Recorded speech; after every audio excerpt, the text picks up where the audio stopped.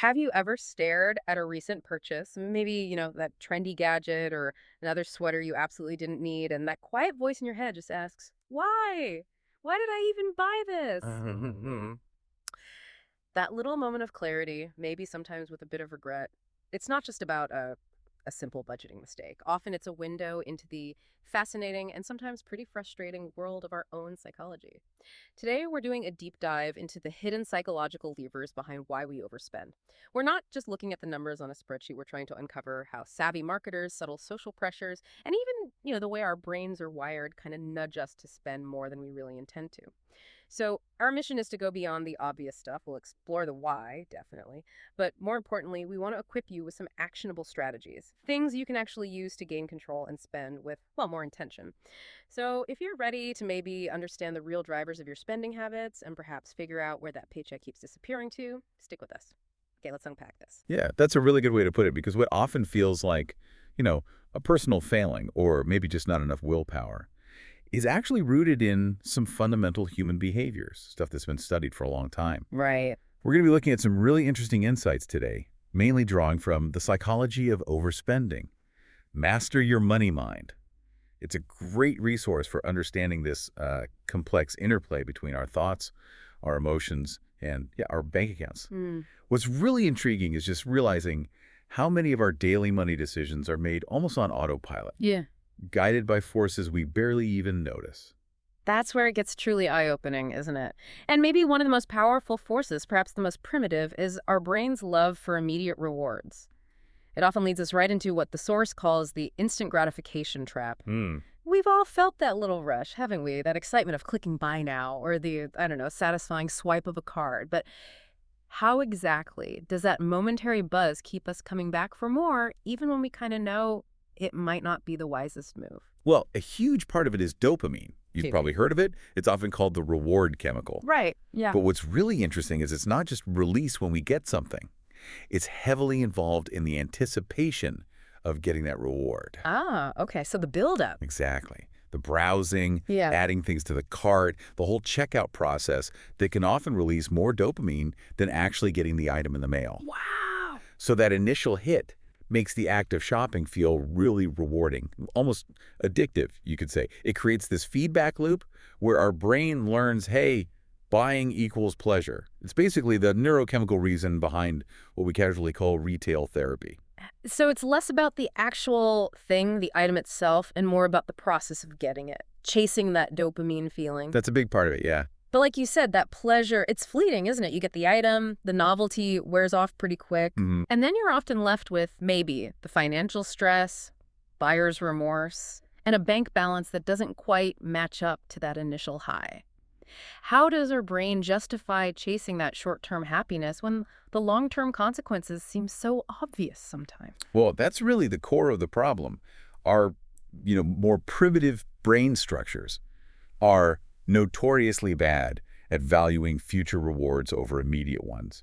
They prioritize the now. Right now. Exactly. That temporary burst of dopamine just overrides the slower, more abstract thinking about, oh, future financial stress.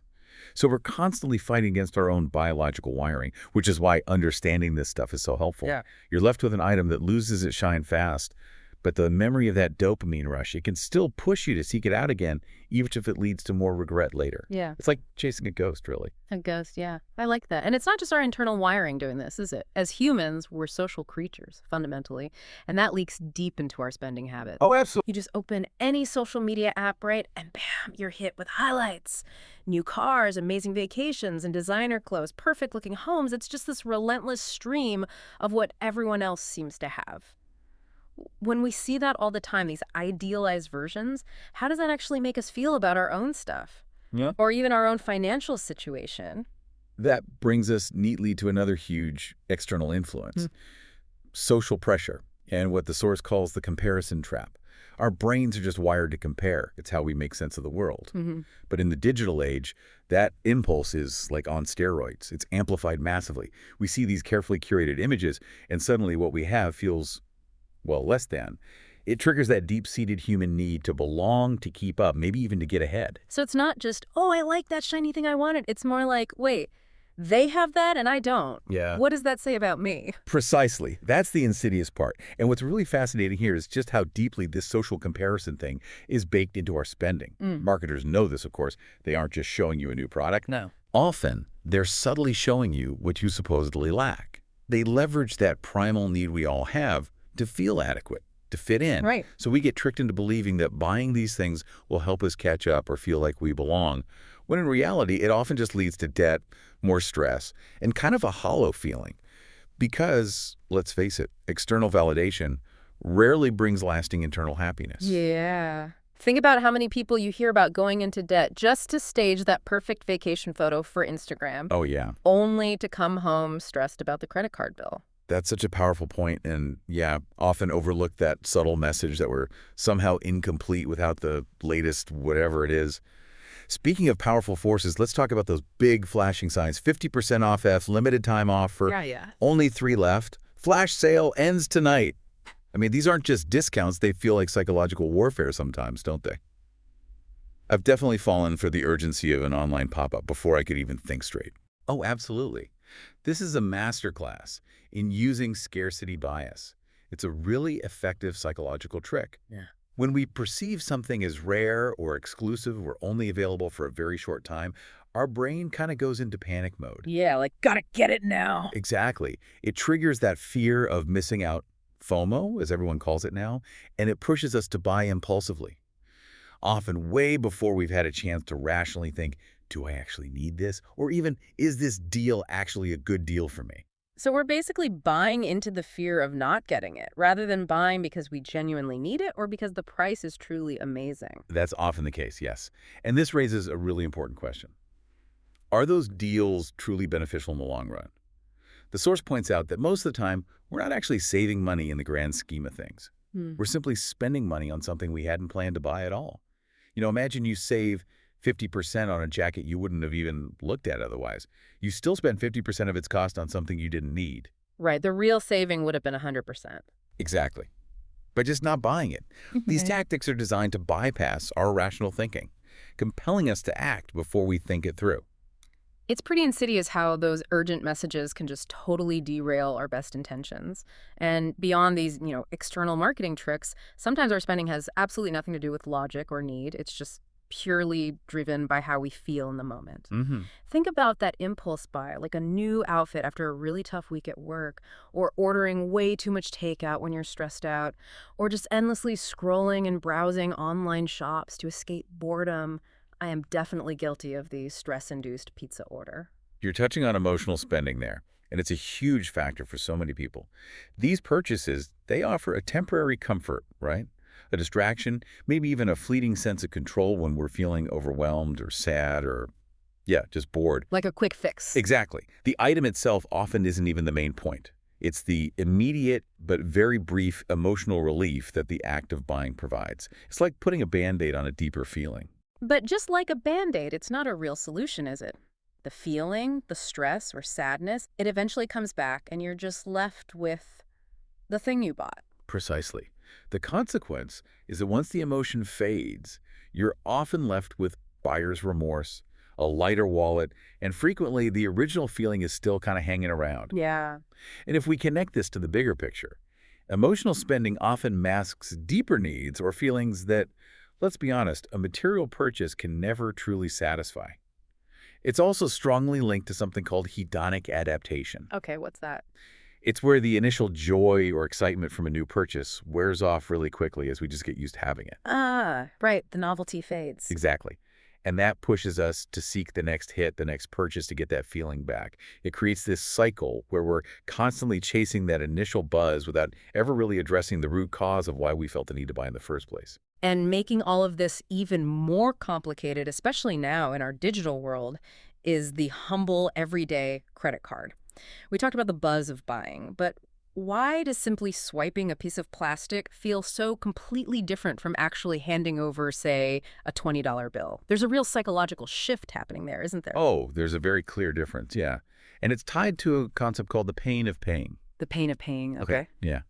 When you use cash, you physically see the money leave your hand. Ugh. There's a tangible feeling, maybe small, but a feeling of loss, a little pain associated with that transaction. Yeah. That direct physical connection to your resources makes you more mindful, Sure. generally, often more frugal. But with the credit card or even just tapping your phone, that pain is basically gone. It feels almost frictionless, like it's not even real. Precisely. Credit cards, digital payments, they reduce this pain dramatically. It makes spending feel abstract, almost like it's not real money being spent. Yeah. The transaction becomes less immediate, Yeah. less physical. And this decoupling means we tend to spend more, often without fully realizing the impact until the bill shows up, sometimes weeks later. Ah, the dreaded bill. Exactly.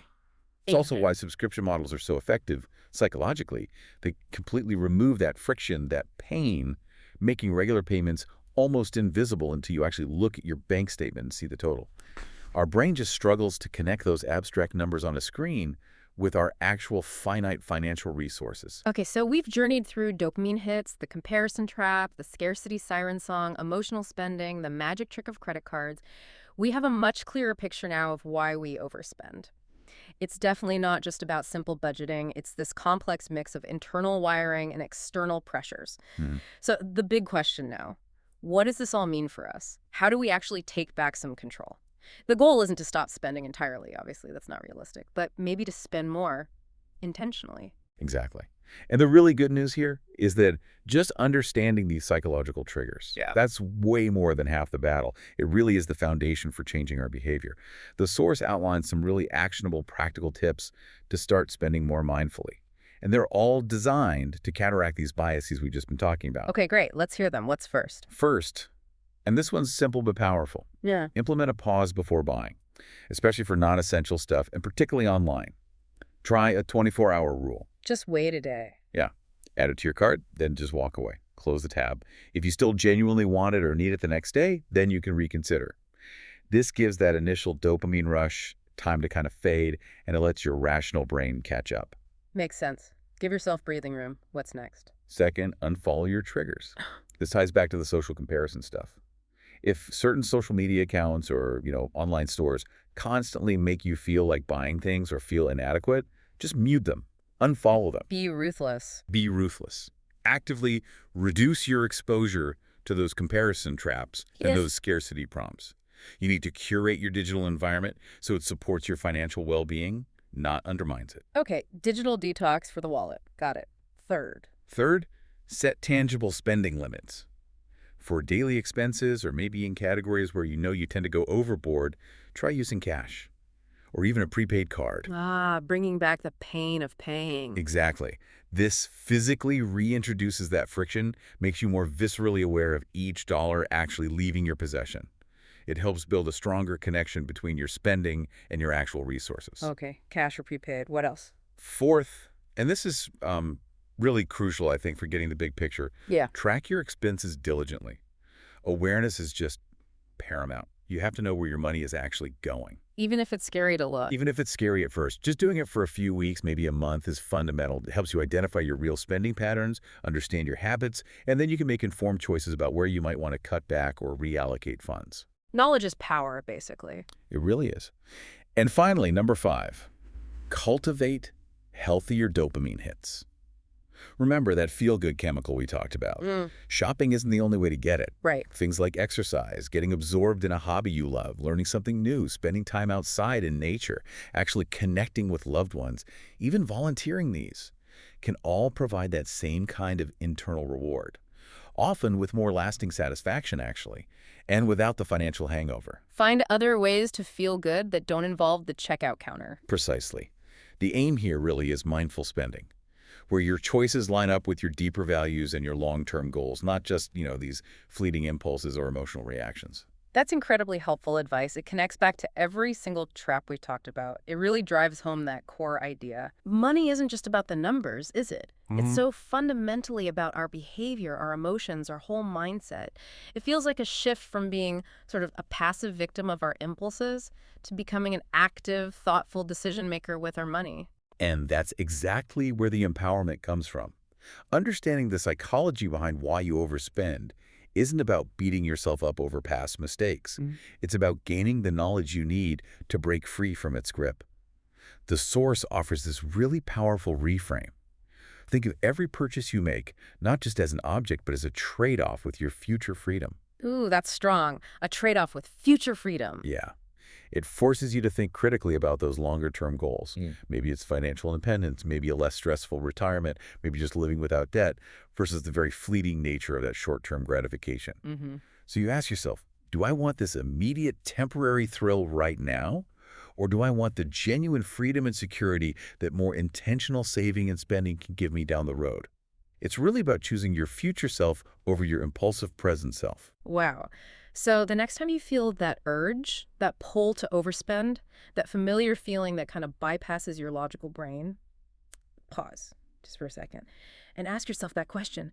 Am I buying this for real, lasting happiness? Or am I just trying to feed a momentary feeling that's going to fade pretty quickly?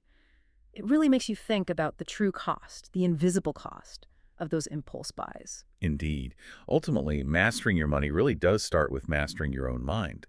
By recognizing these deeply ingrained psychological triggers, and by consciously trying to apply some of these practical strategies, you gain the agency back. You get to make conscious choices that actually serve your financial well-being and your future freedom, rather than just being inadvertently driven by these unconscious urges or, those cleverly designed external pressures. The power to choose, it really is and always has been yours.